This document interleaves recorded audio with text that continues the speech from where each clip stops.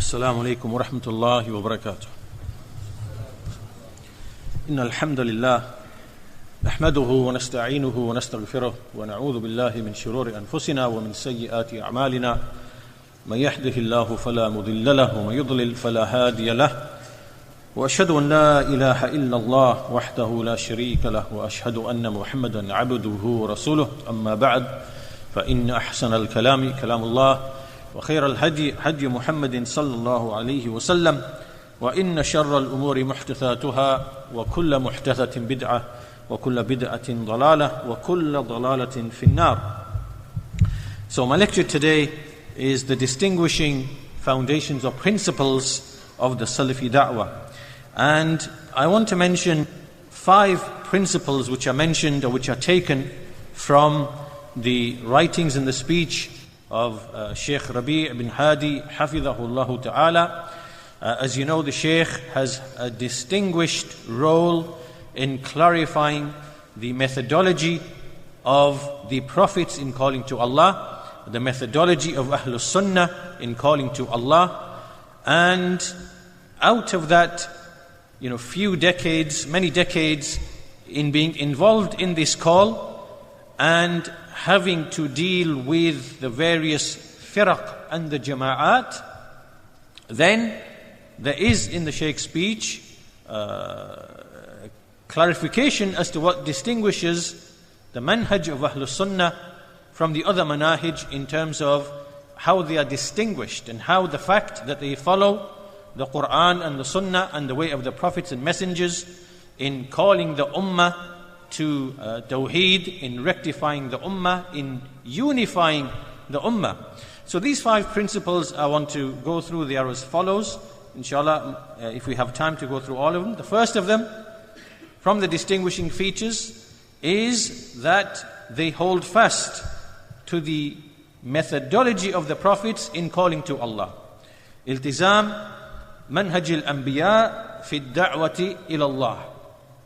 So the people of Tawheed and Sunnah, the people upon the way of the Salaf, very clearly we see from them when they make da'wah to Allah, they adhere to the way of the prophets no matter what the circumstances. Whatever the circumstances might be, whatever economic circumstances, political circumstances, social circumstances, they hold fast to the methodology of the prophets in calling to Allah. They never let go of that.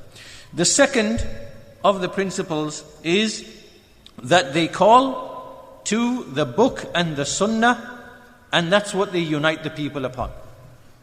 Right? الدعوة إلى الكتاب والسنة وجمع الناس عليهما.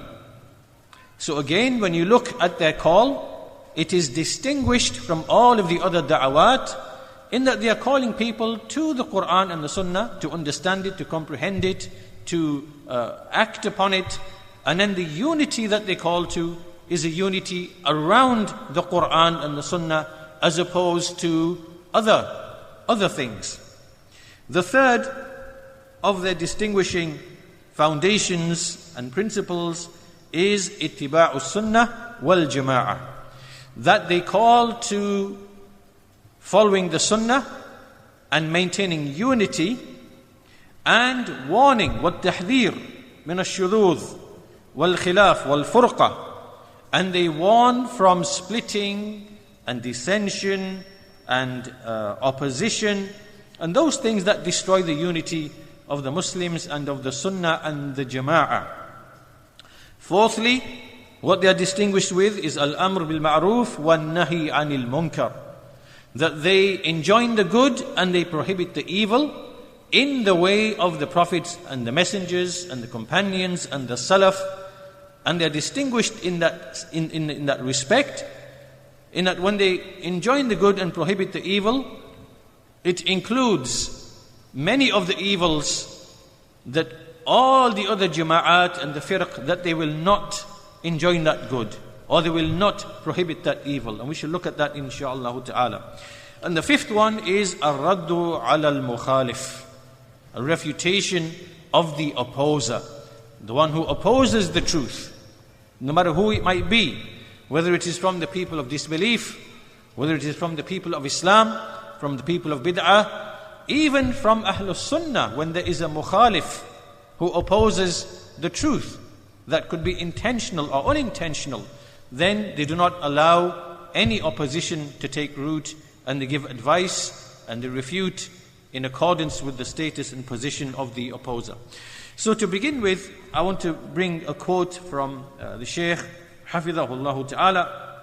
And the first point he mentions here in the Tamheed is that he says that the da'wah to Allah is established upon knowledge, upon basira, and it emanates from sincerity to Allah and to His book and to His messenger and to the leaders of the Muslims and to the common people.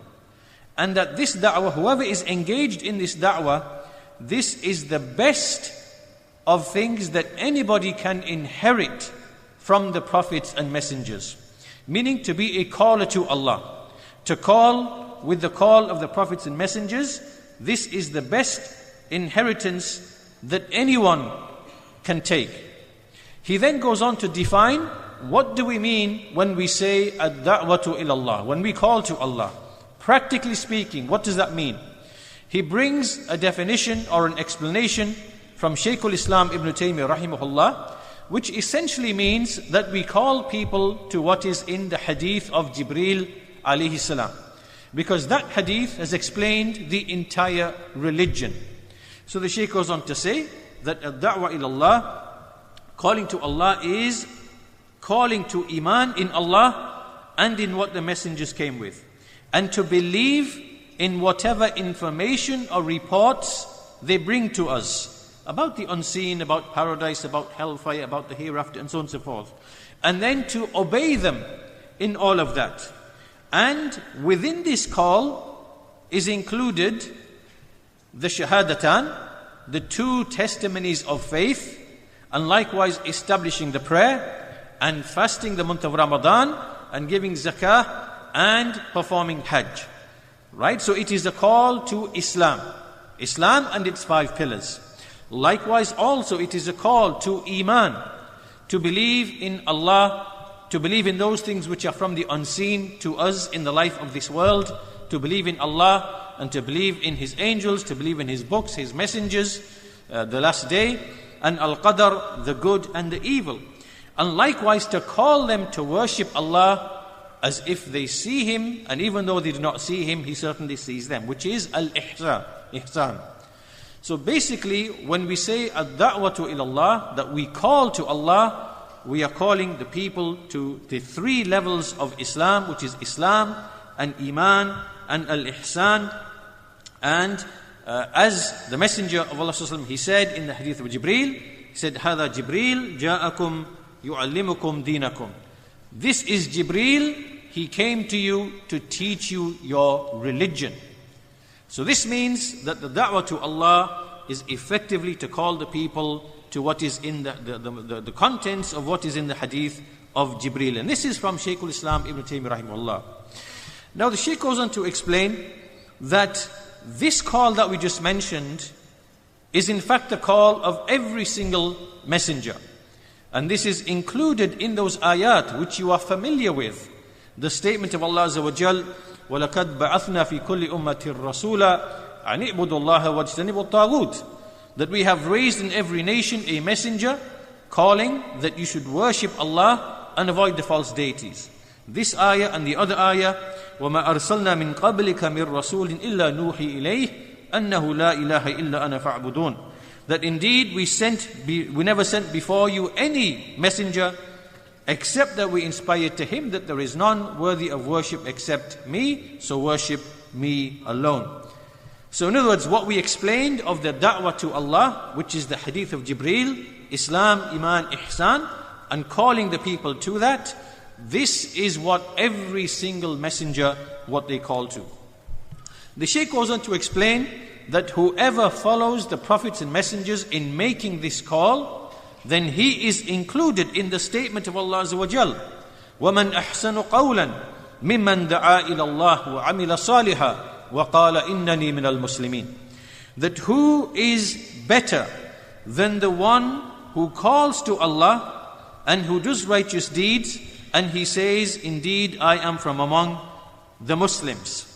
Right? These are the best people upon Allah's earth after the prophets and messengers and their companions. He also goes on to say that whoever calls to Allah and His Messenger and His messengers, then just as Allah and His Messenger gave hifz, protection, and isma, meaning a type of, again, protection also from being harmed by the people, then that person will receive that same protection to the extent to which he follows the prophets and messengers in calling to Allah. So in other words, he's saying that the callers to Allah, ad-du'at ilallah, they are the khulafa, they are the successors. They succeed the prophets and messengers in making this call. The Shaykh then goes on to mention something very important, and he says, وَتَبْلِيغ سُنَّتَهُ إِلَى الْأُمَّةِ أَفْضَلُ مِنْ تَبْلِيغ السِّهَامِ إِلَى نُحُورِ الْعَدُوِّ. Which means that to convey the sunan, to convey the affairs of the religion, what it contains of beliefs, what it contains of methodologies, what it contains of issues of worship and mu'amalat, to teach the people and convey them to the Muslims, to this ummah, this is more superior and more excellent than shooting arrows and spearheads against the enemy. Why? Because in this is the preservation of the religion itself, and this is why the people of Tawheed, the people of the Sunnah, they spend a large part of their time in conveying the Sunan to the Muslim Ummah itself. Right? Because they want to preserve the capital of Islam, to maintain it and protect it from, ruin and loss. So with this introduction, the Shaykh then, we can move to the first distinguishing principle, which is iltizam manhaj al-anbiya fi ad-da'wati ila Allah. That the people of Tawheed and the Sunnah who follow the way of the Salaf, that they adhere strictly to following the methodology of the prophets and messengers in calling to Allah. As you know, the Shaykh, Hafidhahullah, he wrote a book, Manhajul Anbiya fi Da'wati ila Allah, the methodology of the prophets in calling to Allah. Within this book, he explained with many evidences from the stories of many of the prophets that the prophets, they began with Tawheed despite all types of corruption in the society. Whether that corruption is in siyasa, in politics, whether it is in al-hukm, the rulership, whether it is in akhlaq, the people's manners and morals, whether it is in their mu'amalat, in their dealings, their trade dealings. Despite all of these issues being present, we find that the prophets and messengers consistently, that they began with the call to Tawheed. And this is because, as the Shaykh explains, that the legislations, the shara'i', the legislations, that they do not and cannot be built except upon sound beliefs. Right? So the legislations of Allah, which are practical, to do with the law and with the legislation, and to do with the actions and dealings of the people, that law cannot be established except upon sound creed and sound beliefs. And to do otherwise would be a bit like when you have a tree whose trunk and root has been destroyed. What will happen? Everything else will perish, it will die. So after making this point, the Shaykh goes on to say that the prophets and messengers, why do we find that they spent the overwhelming majority of their time in calling to Tawheed, warning against shirk? And why is it that we never saw them, for example, to give a position against any tyrant or ruler or disbeliever? Why do we see that they never called to revolution or political infiltration or parties? This cannot be found in the call of any prophet or messenger in the Quran. Not Nuh alayhi salam, not Ibrahim alayhi salam, all the way to Muhammad sallallahu alayhi wasallam. What's the reason for that? The reason for it is very clear. As the Shaykh says, فَلَيْسَ فِي مَشَاكِلِ الْبَشَرِ there is not in all of the difficulties of mankind. Amongst mankind, we have all sorts of difficulties. There are political difficulties, right? There are political circumstances in countries. There are economic difficulties in many countries, Muslim countries. There are social difficulties and dangers in all of the lands. However, do these difficulties equal the difficulties and the dangers of shirk and corrupt beliefs? The answer is very clear that they do not come anywhere near the danger of these affairs which corrupt the creed. The Shaykh mentions those ayat in the Quran, إِنَّ اللَّهَ لَا يَغْفِرُ أَن يُشْرَكَ بِهِ وَيَغْفِرُ مَا دُونَ ذَلِكَ لِمَن يَشَاءُ. That Allah does not forgive that anything should be that partners should be established for Him in worship, but He forgives whatever is less than that to whomever He wills. Likewise, إِنَّهُ مَن يُشْرِكْ بِاللَّهِ فَقَدْ حَرَّمَ اللَّهُ عَلَيْهِ الْجَنَّةِ. That indeed whoever commits shirk with Allah, Allah has prohibited or made unlawful for him paradise. وَمَأْوَاهُ النَّارِ. And his abode is in the hellfire. The Shaykh mentions some ayat like this, and then he gives a number of really beautiful examples to help us understand this issue. He says that when these types of mashakil engulf the ummah, these are issues that could be to do with belief, for example. Across all of the Muslim world, there are mashakil aqadiyya, to do with belief. Right? We know that in the Muslim land there are people worshipping graves, going to tombs. They believe, they even give attributes of rububiyyah to some of these people who are either living or dead. These are corruptions in belief. At the same time, there are corruptions in economy. Likewise, there are corruptions in politics. Right? So likewise, there is corruption in terms of the rule, the rulership. So the Shaykh says, what is the way of the prophets in dealing with these issues? They did not begin except with that which is the most dangerous thing to the society. He then gives us a number of examples to put this into context and to put the idea firmly into our minds. He says, imagine you have a serpent, right? A serpent with a sting. And then at the same time you see these ants, there's loads of ants. Which of the two, if you were faced with these two things, would you turn your attention to? Right? The intelligent people would turn to the serpent and they would try to kill the serpent first because of the severe danger of the serpent. And as for the ants, they would not pay any attention to the ants, even if there were 1,000 ants. You would pay no attention to them. Your immediate goal would be to kill the serpent. A second example the Shaykh gives is that when intelligent people see a lion, and then at the same time you see a load of mice, a group of mice, and they would go to kill the lion first, and they would forget the mice, and even if there was like frogs and other things, you wouldn't pay any attention to any of that at all. And likewise, he says, a third example, if any of you was to travel on a journey and it came to a point where if you went in this direction, you would have a volcano that is spewing lava and shooting out debris, which is burning the trees, burning the houses, burning the roads. And then on this side you had another road in which there are thorns and plants and a baked earth which is hard to walk upon. Would you choose this one or would you choose that one? Right? Which of the two dangers would you try to avoid? So in the same way, this is the same comparison. When you have the danger of corruption in creed, a man believes that he can invoke a saint, that he hears him and he can help him from a distance. Right? This is the greatest shirk by which nations are ruined, nations are destroyed. Is that more dangerous?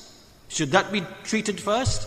Or is it a man, where there's economic injustice and there's no jobs, there's no employment, and the ruler might be corrupt, or the rulership, the hukum is not present, so people are treated unjustly, and there's no hudud, and there's no this or whatever, right? And there's highway robbery, and there's this. Which of the two are more dangerous?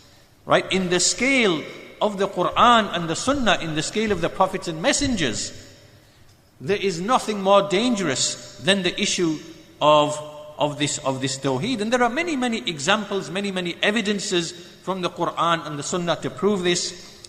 One of those which comes later on is the fact that the Messenger of Allah himself, when he was advancing to the battle of Hunain, and the companions were new to Islam, and they passed by a tree, and the pagans used to use that tree to hang their swords as a type of like seeking barakah and blessing for victory.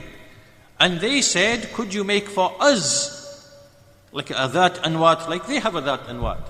And the Messenger of Allah, remember, this is on the way to battle with the people of disbelief, and he reprimanded them in the most severe of ways, and he treated their statement to be the same as the statement of those who said to Musa alayhi salam, make for us a god as they have gods. Right? And so the point being that the issue of creed is the most grave and the most serious. The Shaykh then goes on to mention why this is, and why the prophets and messengers, why the method that they followed is from wisdom and intellect. Is from wisdom and intellect. It is from hikmah and from aql, that the methodology they were given to rectify the society, being from Allah, that it agrees with and is from wisdom and intellect. He gives us three explanations why this is.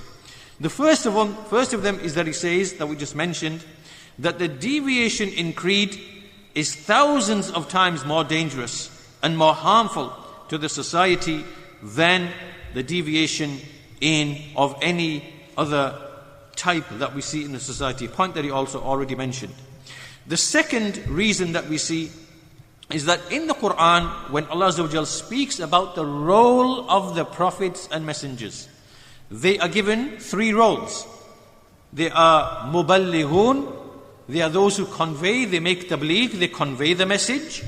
They make the mubashirun, they convey the glad tidings. And they are munzirun, they make indhar, they warn the people of the consequences of not believing and obeying. And that's what we see in the Quran. This is how Allah Azza wa Jal has described them. كان الناس أمة واحدة فبعث الله النبيين مبشرين ومنذرين. That mankind was one nation, and then Allah sent the prophets as those who give glad tidings and as those who warn. And he mentions many similar ayat like this. فَهَلْ عَلَى الرُّسُلِ إِلَّا الْبَلَاغُ الْمُبِينَ. Is there anything upon the messengers except to make plain the conveyance, to convey plainly? He mentions ayat like this. So from this, what do we understand? Or what do we do not understand? We do not understand that the prophets were revolutionaries. We do not understand that the prophets were thinkers, mufakkirun. We do not understand that the prophets were philosophers. We do not understand that the prophets were politicians. There's none of this in the Quran. In the Quran, it is tabligh, wa tabshir, wa indhar. This is the role of the prophets and messengers. Conversely, you see either among the kuffar, people of disbelief, they are the ones who say the prophets and messengers were just intelligent people with creative imaginations, very skillful, good orators. They wanted to rectify the society, so they made these stories up about paradise and hellfire, and then they just, gave a law that they made themselves. So they were thinkers, politicians, philosophers, and very smart ones, and that's how they did what they did. Following those people of disbelief, amongst the Muslims are those misguided people, the likes of Ibn Sina and people like that, who say that prophethood can be acquired. You can become a prophet.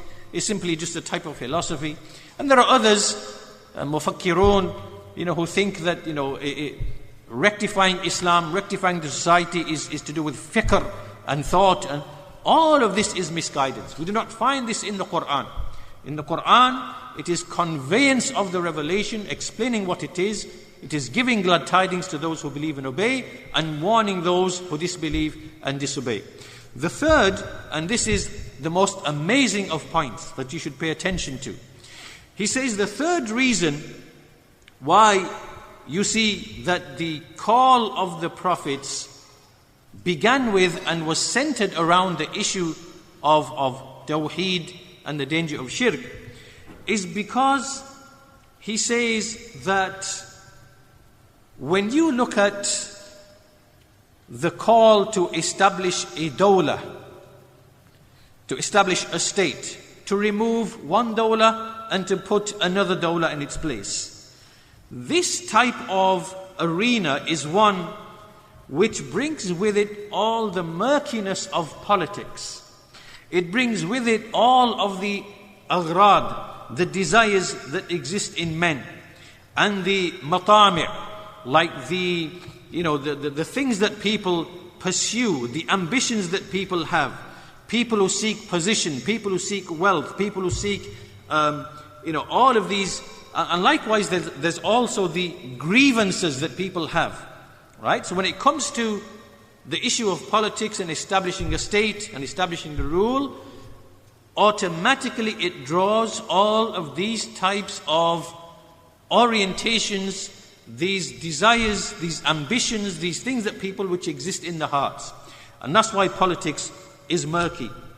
And so the Shaykh says, conversely, when you invite only to singling out Allah in worship, calling to Tawheed, and warning from shirk, then and it's with sincerity, it is with nush to the ummah, then you find that these types of matami' and ahqad, these jealousies, grievances, ambitions, desires, seeking wealth, seeking position, and all of the machinations of politics, you see that they are absent.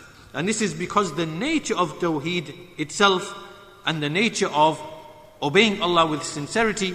And that's why, my brothers and sisters, you will realize why the Khawarij have never ever established a state, nor will they ever establish a state. Why? Because the very field of activity they are involved in, from its very nature, it emanates from grievance, from being upset with the ruler, or with his rule, or being upset for not receiving money or position. This is really the essence, the foundation of the bid'ah of the Khawarij, and likewise the Rawafid. So anytime you see people involved in this type of call, this is why it is ripe for infiltration and misdirection and all sorts of evils and things that come with it, which harms the ummah even more. And that's why we know from direct experience in our time that all of these jama'at and these firq and these groups, whether they are the Khawarij, whether they are the Rafidah, they are infiltrated by hypocrites, by the people of disbelief, by the agencies who direct them in whichever way they want, whether it be ISIS, Daesh, as we see, completely infiltrated. To the degree that you see that these people are the most foolish and dumb-witted of people. Look at this fool, for example, Anjem Chaudhry. Underground trying to revive this group called Al-Muhajirun, and then they go by different names, the Muslim Thinkers Society and this society. And he got stung because the Canadian and the US intelligence agencies infiltrated his online operations, found him really calling to what he's calling to, and they've stung him, and now he's got life in prison. So what good have you done to the ummah now? Or to yourself, to your family, to the Muslims? What good have you done to the ummah with a heretical doctrine? Right? And this is what happens with these people. Right? Politics is murky. It draws all of the people of insincerity, of desires, of goals, of ambitions, until all becomes really murky. As opposed to those who follow the way of the prophets and messengers, what do they want? They want the people for Tawheed to be rooted in their hearts, for them to single out Allah in worship, for them to establish their obligations, for them to earn the pleasure of Allah. And this can only be done with ikhlas. So here there is ikhlas, over there is murkiness, there is cloudiness. Right? And this is how these people, and that's why the Khawarij, that because it is all about leadership, money, they end up fighting each other, devolving, splitting, arguing, and they end up slaughtering themselves. This has happened in history. The first example of the Khawarij, first the Muhakkima, and then came like the Azariqa, and then different groups, different types, they began to disagree with each other on issues of takfir and rulership, and then they began to make takfir of each other, and then slaughter each other, they devolve, and they end up fizzling out, and this recurs and happens through history, right? Because none of that is upon ikhlas, upon sincerity, it's not upon the right methodology, and this is the inevitable end result of that type of call.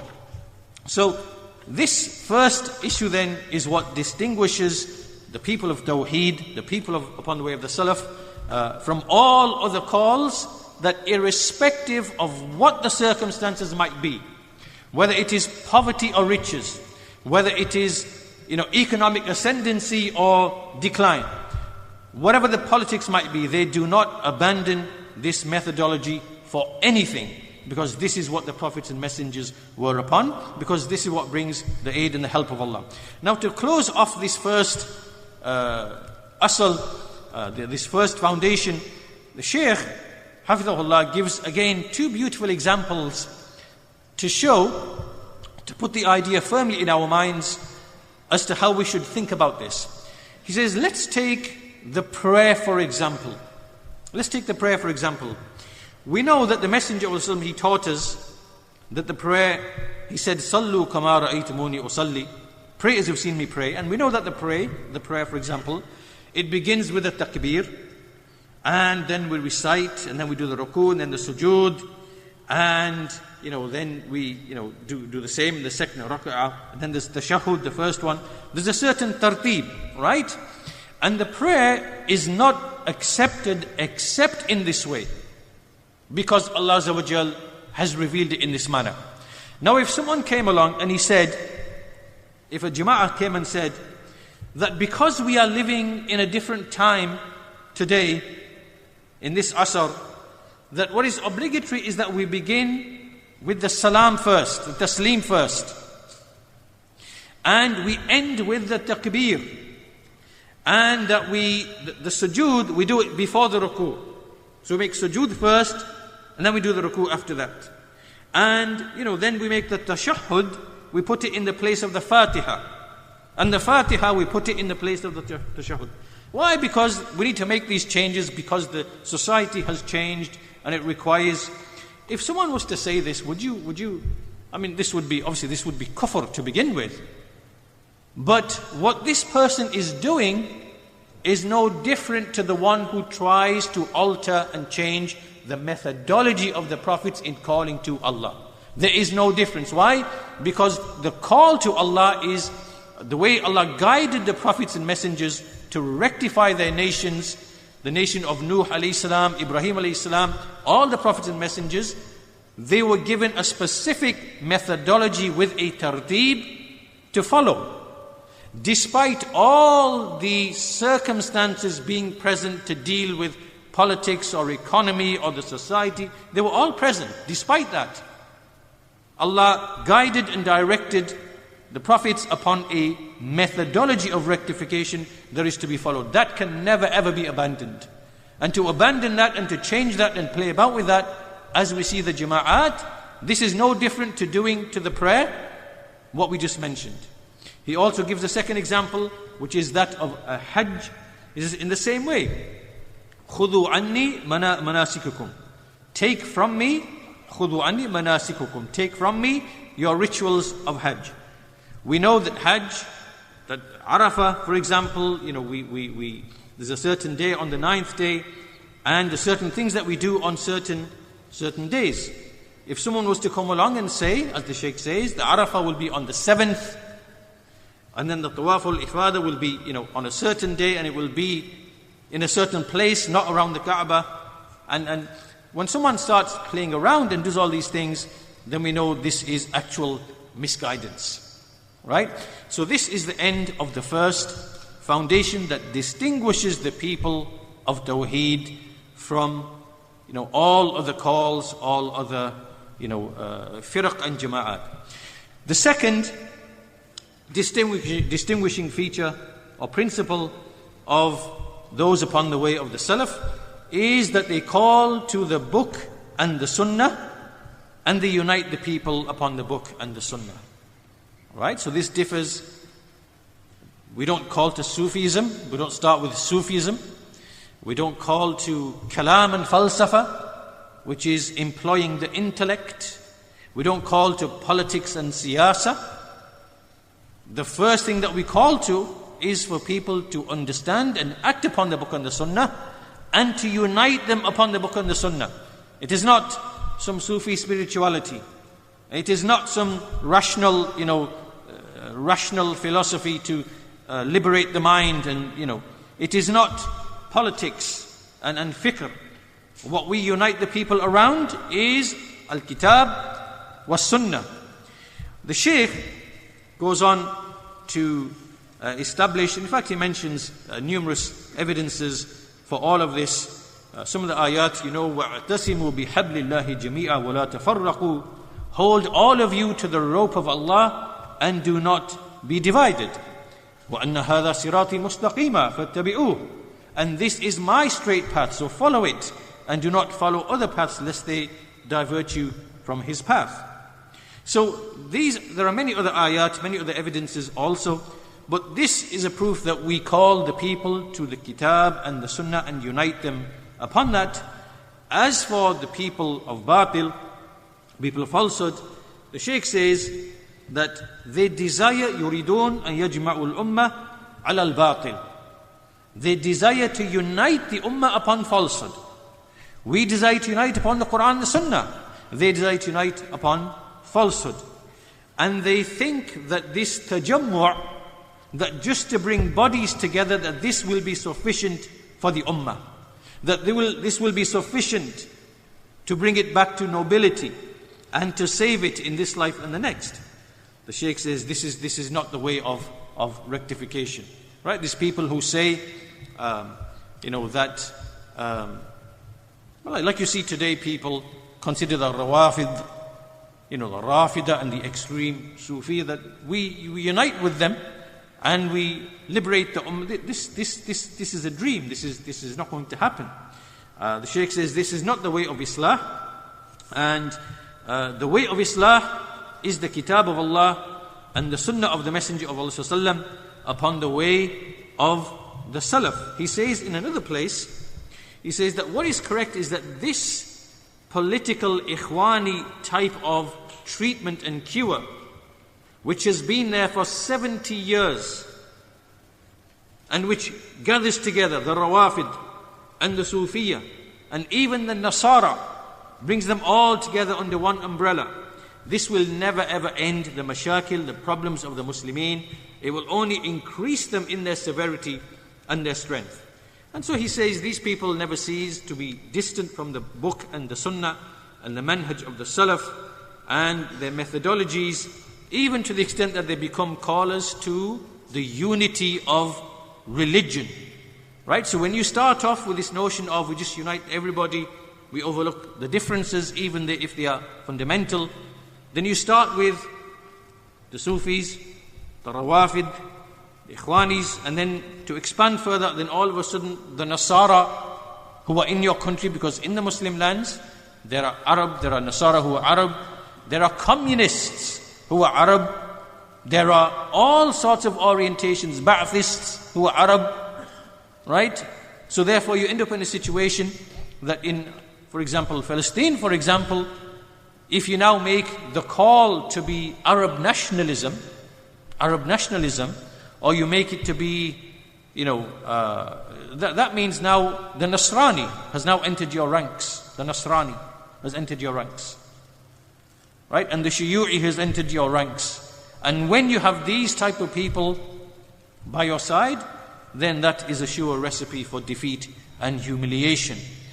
The Shaykh mentions the hadith, إِذَا تَبَايَعْتُمْ بِالْعِينَةِ وَرَضِيتُمْ بِالزَّرْعِ وَاتَّبَعْتُمْ أَذْنَابَ الْبَقَرِ وَتَرَكْتُمُ الْجِهَادِ فِي سَبِيلِ اللَّهِ سَلَّطَ اللَّهُ عَلَيْكُمْ ذُلًّا.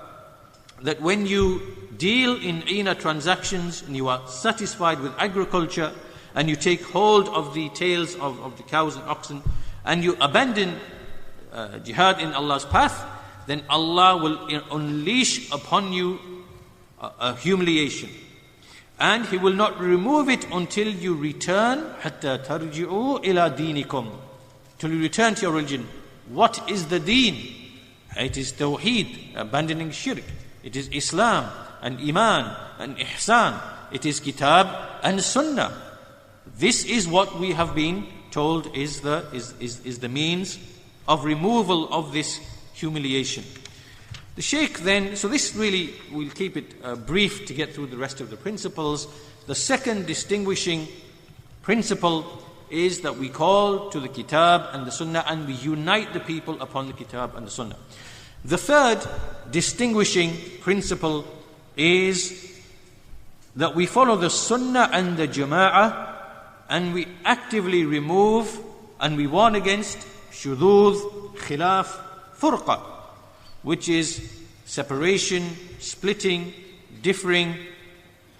And this, in fact, is what Imam al-Tahawi rahimahullah ta'ala mentions in his creed. He states it in his creed. What does he say? He says, وَنَتَّبِعُ السُّنَّةَ وَالْجَمَاعَةَ وَنَجْتَنِبُ الشُّذُوذ وَالْخِلَافِ وَالْفُرْقَةِ. So this is directly what Imam al-Tahawi, after mentioning all of the affairs of creed, he makes this statement as if this statement encompasses everything that came before it. Right? That from the usul of Ahlul Sunnah wal Jama'ah is that we maintain unity by following the Sunnah. Right? This is the basis of unity. And we follow the Jama'ah. And we abandon all causes of shudud, ikhtilaf and firqa. Now the Shaykh, Hafidhahullah, he wrote many refutations of people who try to destroy this foundation. From them is a man called Abdurrahman Abdul Khaliq. This man was from Egypt, an Ikhwani. He went to Kuwait and he took his takfiri Ikhwani methodology and he began to invent principles and alter and distort the Salafi methodology. So from the things he began to say is that the presence of all of these jama'at present today, whether they are Tabligh or Ikhwan or Hizb ut-Tahrir, all of these are positive for the da'wah. And why? Because they encourage this competition in the field of da'wah and people get engaged in da'wah. This was the type of thinking and the mentality he tried to infuse in among the Salafis. And we know that this is from the greatest of corruption and the greatest of evil.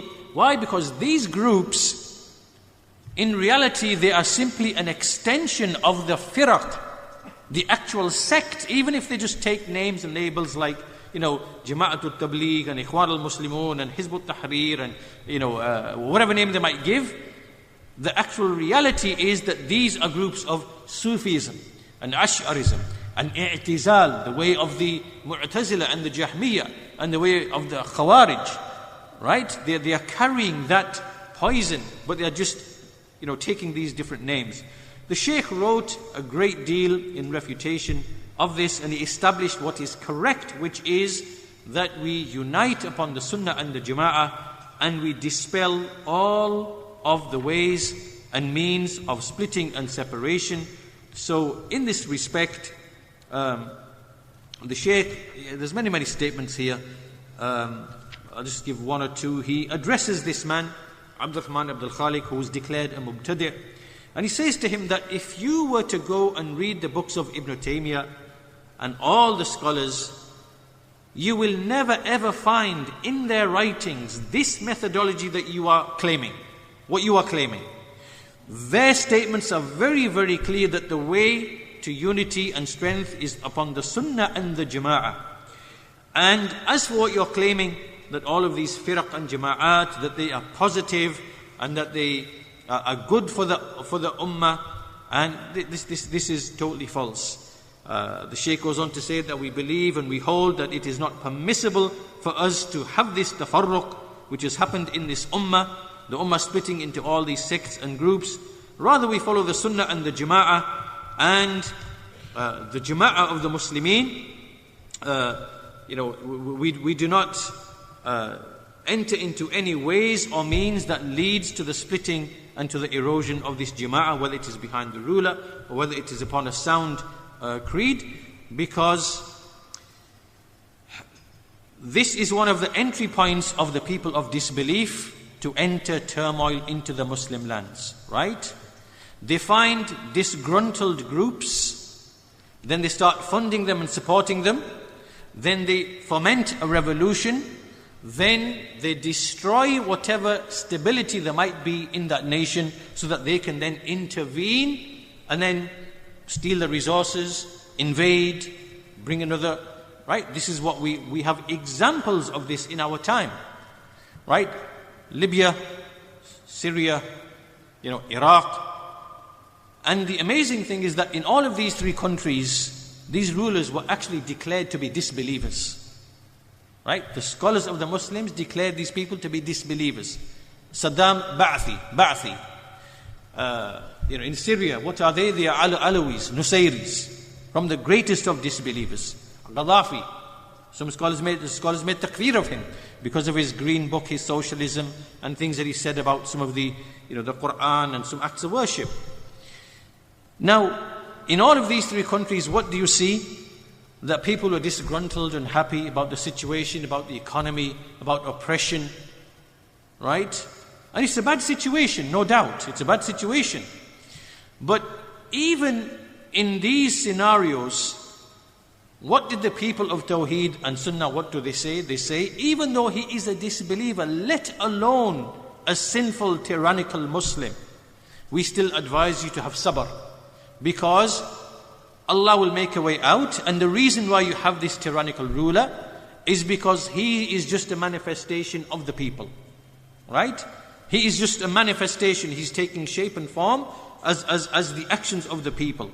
So have sabr, and Allah will find a way out. But when the people don't listen to this, and they want to remove the ruler, even though it would be permissible to do so, if they had the means and the ability, and the effects, there would be less evil and there would not be more bloodshed, right? They didn't listen. And so from the outside, we have the people of disbelief funding these groups, fomenting and who ends up suffering the most? It is Sunni Muslims, whether in Iraq, whether in Syria, right? And this is what happens. And now the resources have been stolen, looted, in Libya, in Syria, in Iraq, right? And so what was the benefit in all of this? So this shows that the people of Tawheed and the Sunnah, that their manhaj, their way, is one of aql and hikmah, because they look at the long term. They are thinking decades and decades in advance. Whereas that Khariji, dumb-witted, narrow, small-brain mind is thinking only of like next week or next month or next year or whatever it might be. And they don't think of the consequences that it brings upon the ummah. Right? So this is why that we maintain the sunnah and the jama'ah. We maintain unity upon the sunnah and the jama'ah, and we do not create shudud, whether that be among the Muslims with false beliefs and false methodologies, or whether it be in terms of causing dissension and harm in the society by destabilizing society and calling for khuruj and calling for like what the Ikhwan and the Rawafid and the Khawarij, what they do.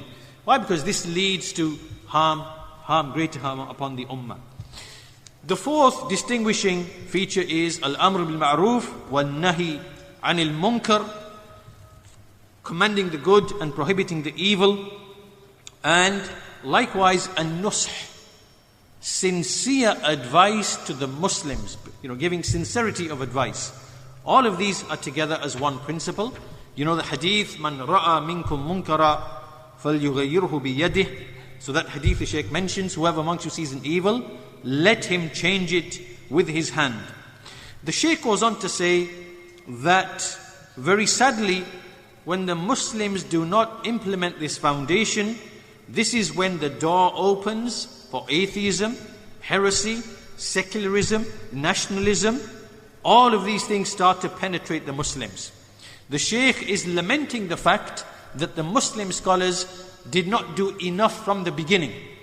Right? It doesn't mean that nobody wrote. There were scholars who wrote and refuted these things, but the Shaykh is saying that not enough of the Muslim scholars voiced their opposition against these ideologies, as a result of which Arab nationalism came into the Arabs, secularism has entered into the Muslim lands. There is all types of heresy from the Rawafid and from the atheists. Right? So enjoining the good and prohibiting the evil has to take place from the very, very beginning. He mentioned some ahadith. ما من نبي بعثه الله في أمة قبلي إلا كان له من أمته حواريون وأصحاب يأخذون بسنته ويقتدون بأمره. He mentioned that hadith that never was there a prophet whom Allah sent in a nation before me, except that he had from his ummah helpers and aiders. They take from his sunnah and they follow his command. And then after them there came a people who began, people who began to say what they did not do, and they began to do what they were not commanded. So whoever strives against them with his hand, he is a believer. Whoever strives against them with his tongue, he is a believer. And whoever strives against them with his heart, he is a believer. This hadith is an asl, a foundation, in showing that there is commanding the good and prohibiting the evil, and there is struggling and striving against those who deviate, who say that which they do not do, and who do that which they are not commanded. And this is the people of bid'ah, the people of dalalah, and what they bring into this ummah. The Shaykh then goes on to mention how the Sahaba and the Salaf enacted this principle. He gives many examples. The example of Umar bin al-Khattab striking Sabir, the one who brought questions and philosophy and kalam, putting doubts in the hearts of the people, asking, what does this ayah mean? What does this ayah mean? Likewise, Ibn Umar radiallahu anhu freeing himself from the Qadariyah. Likewise, the example of Ali fighting the Khawarij by the command of the Messenger of Allah. Likewise, Ibn Mas'ud. And when those people were counting doing tasbih upon the pebbles, and he came and he told them off. This is an example of enjoining the good, prohibiting the evil. And likewise, many, many other examples can be given from the Salaf, even to the extent that they wrote books. Imam al-Bukhari wrote a book, Khalq Af'al al-Ibad, refutation of the Jahmiyyah, refutation of the Qadariyah, Kitab al-Sunnah, of the Sunnah of Imam Ahmed, As-Sunnah of Al-Khalla. All these books that we know familiar with, this is an example of enjoining the good and prohibiting the evil. Then likewise, the Shaykh goes on to explain the issue of sincerity of purpose to the ummah and nush lil ummah. That this is the way of the people of Tawheed and the Sunnah, which means that you give sincerity of purpose to Allah, to His book, to the Messenger, to the rulers of the Muslims, and to the common folk. Why? Because the majority of the religion, ad-dinun nasiha, the religion, the bulk of it is an-nasiha. Just in the same way as the Messenger of Allah said, al-hajju arafah. Right? The bulk of the Hajj is the standing at Arafah. In the same way, the bulk of our religion is being sincere. Having sincerity of purpose to Allah and to His book and to His messenger and to the leaders of the Muslims and to their common folk. The Shaykh goes on to explain that this is, that when he gives a good example, he shows, look, the way of the people of Tawheed and the Sunnah, that when they correct mistakes, and when they correct mistakes,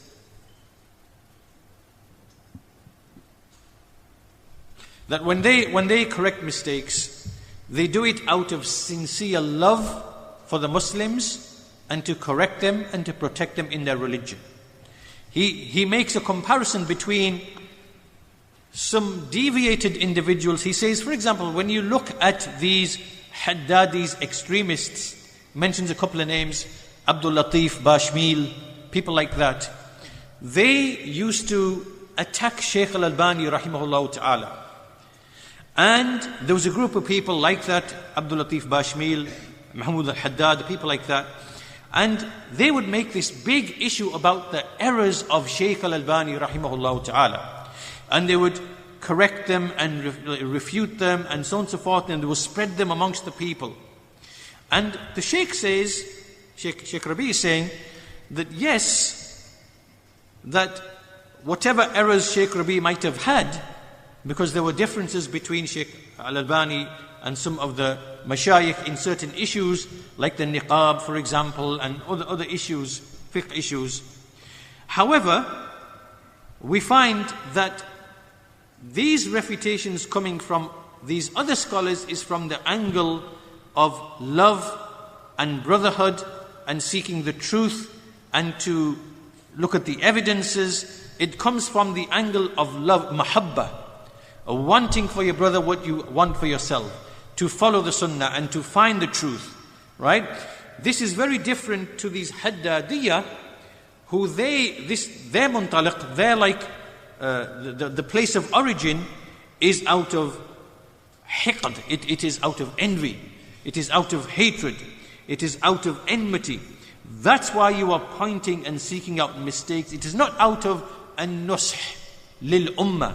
It is not from that hadith ad-deenun nasiha. It is from something else, right? And that's why this is the way of all of the people of bid'ah, whether it is like the fanatical Hanafis, they will refute the people of the Sunnah. Why? Because you have bigotry to a school of thought, or it's the Khawarij, or it's anyone else. It is from hiqd. Whereas the people of the Sunnah, when they refute someone, when they point out the errors of someone, it is not because we hate that individual as an individual. It is because we want you to be upon the haqq, upon the truth, and to follow, right guidance. I'll have to cut that short. There's a lot more, but just to finish, because I have to complete now, inshallah. The final distinguishing feature is ar-raddu ala al-mukhalif, which is refutation of the opposer. The Shaykh mentions many evidences from the Quran for this.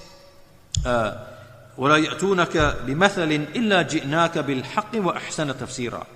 That they do not bring to you any similitude, meaning in argument, O Muhammad, except that we bring to you the truth and the better explanation thereof. Right? This is all the shubuhat that are brought by the people of disbelief. وَكَذَلِكَ نُفَصِّلُ الْآيَاتِ وَلِتَسْتَبِينَ سَبِيلُ الْمُجْرِمِينَ. Thus do we make clear to you the ayat, and in order that the path of the criminals may be made apparent and clear. The scholars say that this shows that the Messenger of Allah was given every argument, every proof to make the truth clear from the falsehood.